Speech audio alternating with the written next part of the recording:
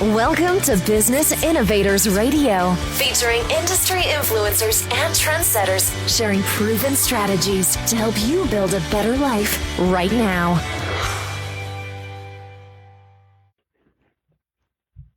Hello and welcome to the show. This is your host Neil Howe, and today I am joined by Joe Badaracco. Joe is the John Shad Professor of Business Ethics.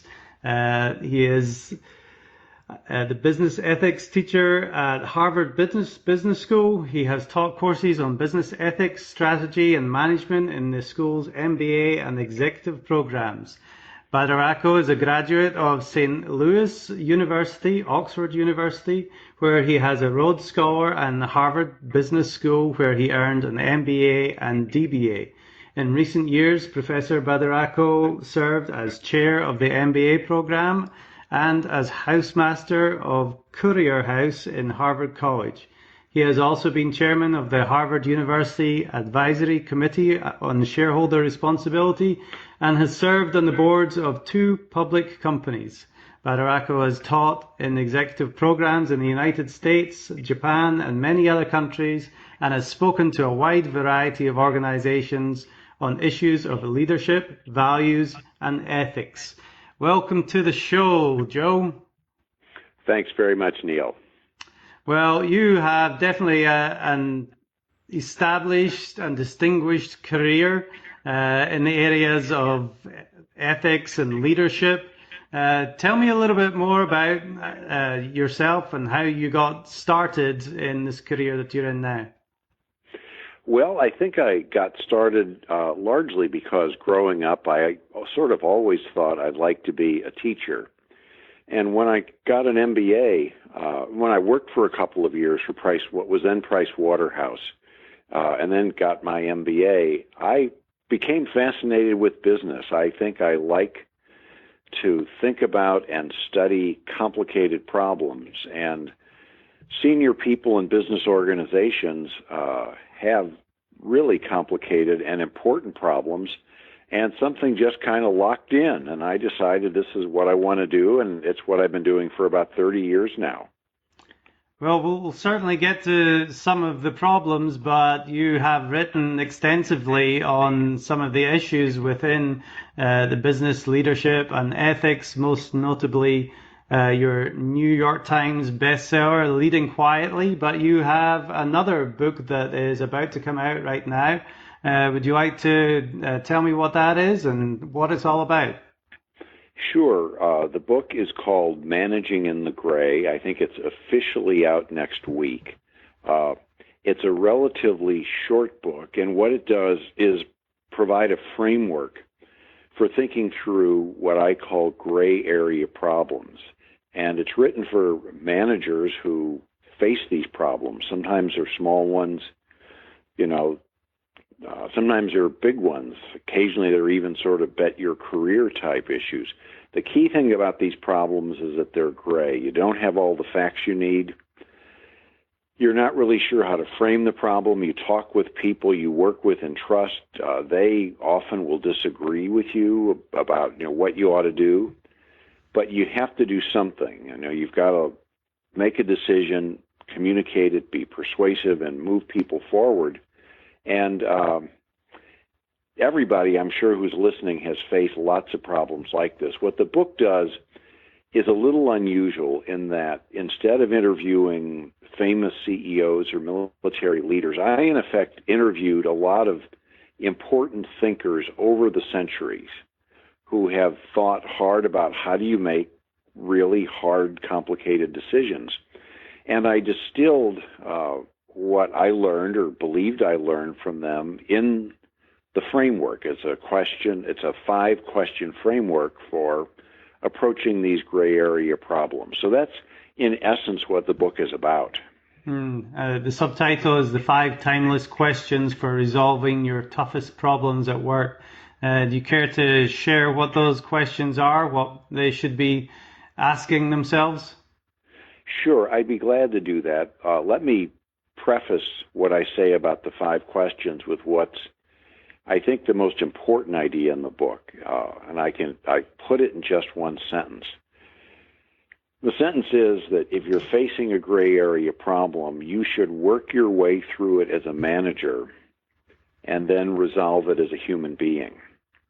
And by work your way through it as a manager, I mean what you do is you get the best information you can, you rely on data analysis if you can, you get expert advice, you talk with good people, you have good, honest meetings, struggle with the problem, and try to solve it. If you still can't, then you're in a gray area, okay, and you still have to make a decision. Then I think you end up resolving this as a human being. It's a judgment call. And judgment is a reflection and of how you think, what you think is important. It's a fusion of all sorts, your imagination, your experiences in life, your experiences as a manager. You've got to use your judgment. And so the 5 questions are ways of sorting things out and getting some clarity. When it's your call, you've got to make it as whoever you are. First question is, have you really looked at all the consequences of the options in front of you? A risk in a lot of situations is that people will look at immediate consequences of option A, option B, and option C. And the first chapter in the book basically gives a practical guidance on how to make sure you're looking at everybody who will be affected and catching not just the initial impact of what you do, but sort of the secondary effects. So you really understand what's at stake, the full consequences. I call them the net consequences. Mm. Second big question you've got to think through is what duties, basic human duties, you feel are at stake in the situation. And, we've all got a dozen different duties in life as employees, parents, citizens, and so forth. But it helps enormously with a gray area to get really clear about what you think your core obligations are in the particular situation. And sometimes, the consequences of doing something may be terrific, okay?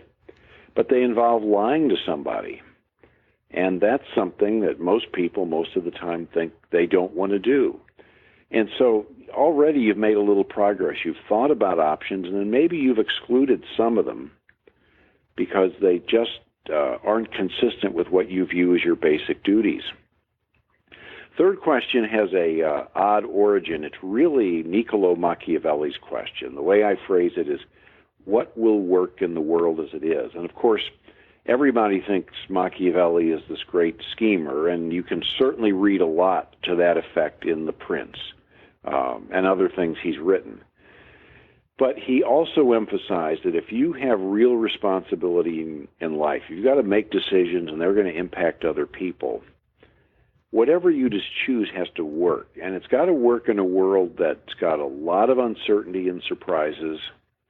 It's got to work in a world where there's political realities, other people out there pursuing their self-interest, maybe even fighting you on what you decide to do, and a world in which you're liable to make mistakes because you don't see or understand everything out there.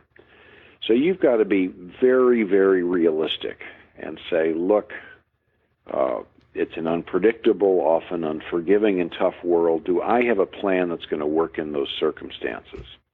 And you might exclude a couple more options. In a way, the 5 questions are sort of like a funnel. You start broad with consequences, then you think about your duties, then you think about what will work. The last 2 questions are more value-oriented. Every organization has certain values, and I don't mean just the ones that are up on a list on the wall, which are all fine values, in credos and mission statements. I mean the ones that people really care about, they struggle for, they feel really bad if they don't make good on them. And you've got to look at your options once again and say which ones are most consistent with who we are. The fourth question is, who are we? That may give you an answer, but if it doesn't, then you've got to make the call, and that leads to the final question, what can I live with? And this is where, after you've been through this as a manager, and after you've asked these other questions, these humanist questions about consequences, duties, pragmatism, and organizational values. The final question is, basically says you're going to decide, you're going to live with it. What can you live with? And that's the call you got to make in the end. And that's how these gray area issues are ultimately resolved. Somebody makes a decision and says, this is what we're going to do. Yeah, and that's what the managers or business owners are paid for, is making those decisions. Nothing is black and white, by the title of your book explains. And there's a lot to deal with there. There's those 5 questions that you just went over very briefly, give you a lot to think about. Now, looking at question 3 right now is what will work in the world as it is. What have you seen over the last 30 years in the world of leadership? Has it changed? Yeah. Or has it always been the same principles? Well, it's an excellent question. At a very abstract level, there are certain abiding principles that have always mattered about clarity about what you want to accomplish in the long run, about sort of honesty and integrity with the people you work with, a willingness to persist, to endure, to find your way around obstacles, even if they look like big ones. Traits like that, I think, characterize almost all of the great leaders that we really admire. But I think the world as it is has gotten to be an even more complicated place. The reasons, I think, are probably quite familiar to many of your listeners. I think the level of competition in a lot of industries is higher. You have a brilliant idea, it can often get copied and replicated. You have competitors coming not just from within your country, but from around the world, and sometimes from surprising directions. I think financial markets have grown much less patient with disappointing performance. A lot of organizations, a lot of businesses are much more fluid these days.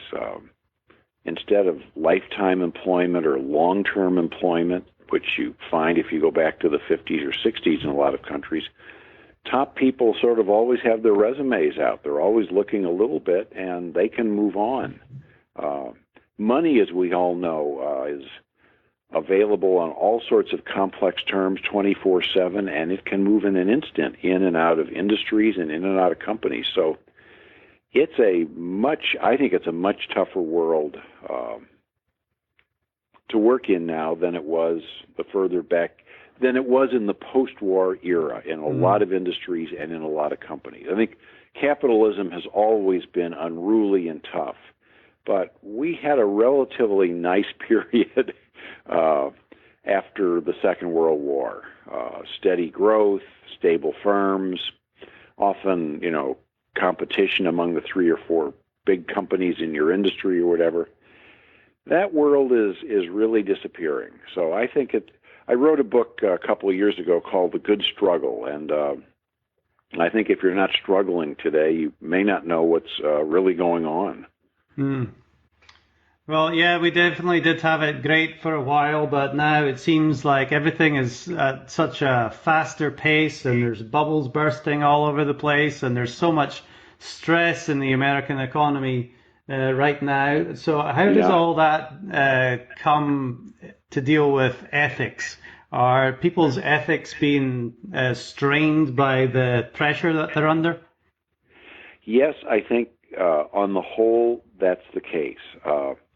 I think the other factor that we haven't mentioned yet is that we've had slow growth, macroeconomic growth since the Great Recession in '08. And there's a really good chance that that's going to continue. So, if you've got growth of 3 or 4% in the economy, that gives people some breathing room. But if margins are really squeezed, there's a lot of pressure on people to make their numbers. Secondly, I think the world has gotten to be an even more complex place. technology, financial instruments. Organizations used to be kind of simple hierarchies. Now you often have these matrix organizations. I could go on and on. And within this complexity, there's lots of places to play games and hide things. Also, we have far more law and regulation governing companies. And it's much easier to run it's hard to understand what you're required to do in some cases, and much easier to cross lines you shouldn't cross. So I think the pressure's on a lot of people, and there are more pressures to play games. Now, you can say, and this is speculation, Neil, but you can say that we've got this world of greater transparency because of the internet and social media. To the extent, there's probably some truth to that. But I think that means that people who are tempted or people who are scoundrels are just more careful about what they do and bury it a little better. And as I said, I think there's a lot of places to bury things these days. All right. Let's switch gears a little bit and talk about leaders. There's obviously, like you're saying, there's so much information out there with social media and the internet. What are some of the misconceptions that you see that a leader in a company has when it comes to leading their business or managing their staff or employees? Yeah, I think a common one is having the wrong image of what a leader really is. And I think in the back of many of our minds, and I include myself here, there's the view that a leader is kind of a hero, kind of a version of, the great heroes in history or recent history, often who have led political and social movements, changed the world and changed it for the better. And these are people who have a vision. They're willing to sacrifice. In some cases, they sacrifice their lives. They inspire other people. But, if you go in most companies, you don't find people who day by day resemble Dr. King or Gandhi or, Mandela. Pick your favorite heroic leader. And so I think the trap people can get into is overlooking what I think is a much more common and valuable leadership style that I call quiet leadership. And this is based more on moving incrementally rather than with grand, bold maneuvers. It means working closely with other people to understand what needs doing and how to do it, rather than thinking you've got the vision and the answer and moving ahead. It means being more sensitive to politics inside an organization. It means being a little more opportunistic. As I said at the beginning, a few minutes ago, leadership is about knowing what you want to accomplish and having the determination to get there. But I think this quiet style is much more valuable. And I think that if a lot of people listening to us think about people who have gotten things done in their organizations, they'll find themselves thinking about a number of people who aren't surrounded by trumpets and drum beats. They're not charismatic. They're not sacrificing everything. They want to have good careers and good lives with their families, but they find ways to get things done. And I think this quiet leadership can easily be kind of a neglected model. And I think sometimes, when you're promoting people or looking for people to give opportunities to, it's a little too easy to give those to the noisy people and not the quieter ones who make things work, and who often you put them in a place and a couple of months later, things are better. You don't really know who's done what, but things are better. You put them somewhere else, happens again. That's a quiet leader, and those are really valuable people. Right, and it seems like that might be another misconception about leadership as well, that you have to command that respect and authority, and the way that some people seem to do that is by being loud and giving demands. But it seems the quiet leadership, like you say, is something that might be more effective. I think it's Well, as I said a moment ago, I think if you think about the world as being very complex, that means there's an awful lot the leader doesn't know. And if you think about the world being somewhat turbulent and uncertain, there are going to be a lot of surprises. So you've got to be careful about saying, there's the hill, let's charge the hill, I know what we need to do.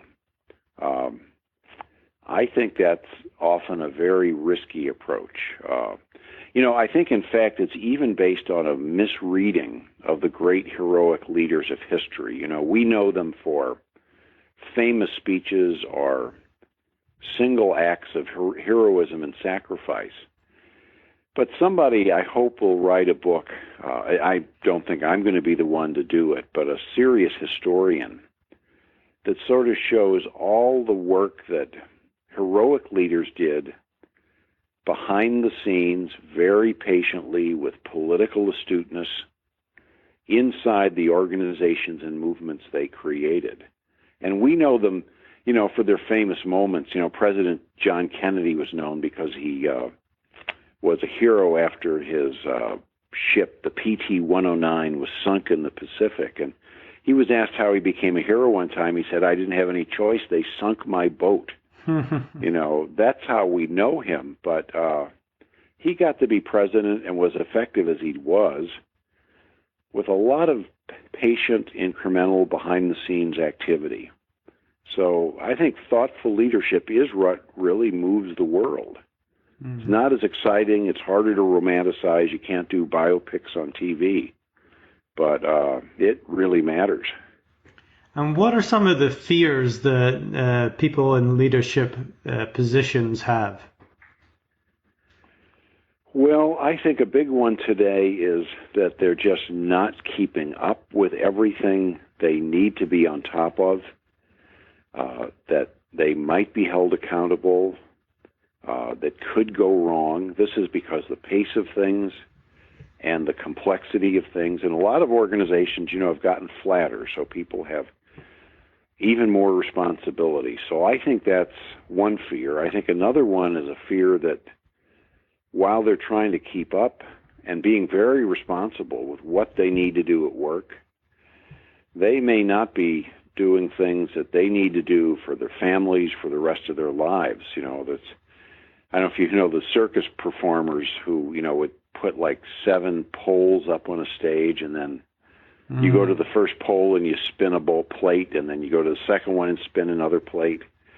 And, if your whole life is running back and forth at work between those plates, you may not be doing some other things you really need to do. And I think as a result of all that, it's not exactly a fear, but it's kind of a sense that, wow, you get tired. And you sort of wonder, what is all this adding up to? What's there to show for all this effort I'm putting in? So that's why these traits about knowing what you want to accomplish and having the determination to persist, that's why I think those are universal characteristics of leaders. But I think for a lot of people today, it's a tough world to manage in and to lead in. Yeah, it certainly is. Now, Joe, let me take you back a little bit and ask you about your entire career. What is one thing that has stood out in your career that you felt really has made the biggest difference? Like, what is one of your most outstanding accomplishments? Well, I think Peter Drucker got the nickname Mr. Una Cosa, Mr. One Thing. Mm-hmm. And he used to tell organizations and executives that, look, you got to figure out like the big thing or a couple big things that you're going to do. You're juggling a lot of things, but there's a couple red balls you just don't want to drop. And I think what I've done is kind of look at the same sort of problem, the difficult problems that people with responsibility in organizations faced, and just come at it from a variety of different perspectives. So I teach a course where instead of business case studies, we use classic works of fiction.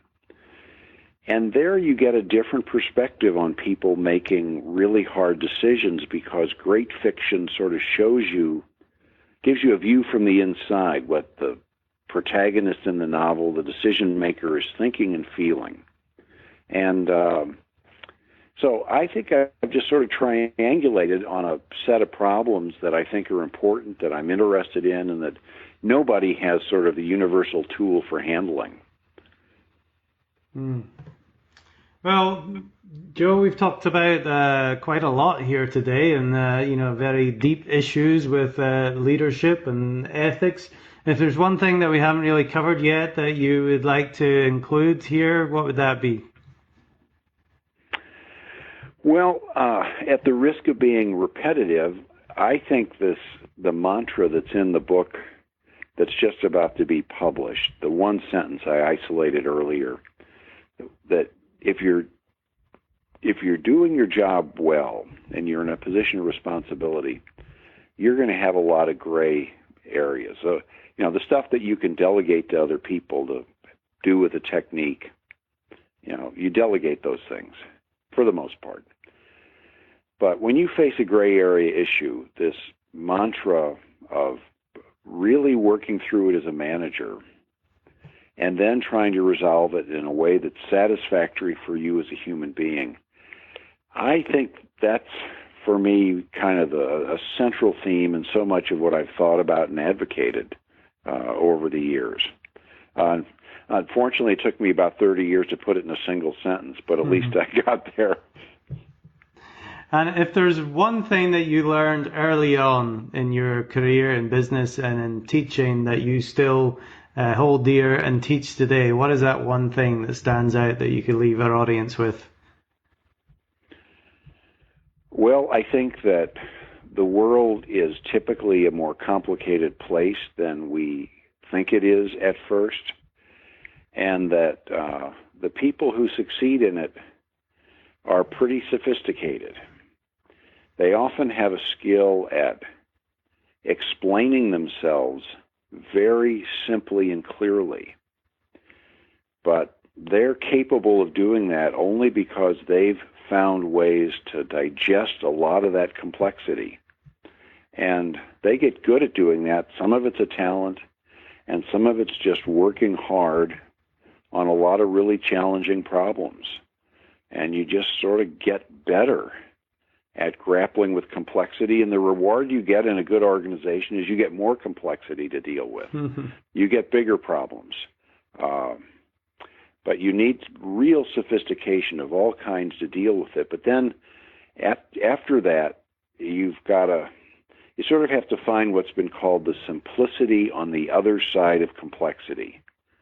You grapple with the complexity, but then you say to the people you're working with, here's what we're going to do, here's why, here's what I'll do, here's what you'll do, let's get started.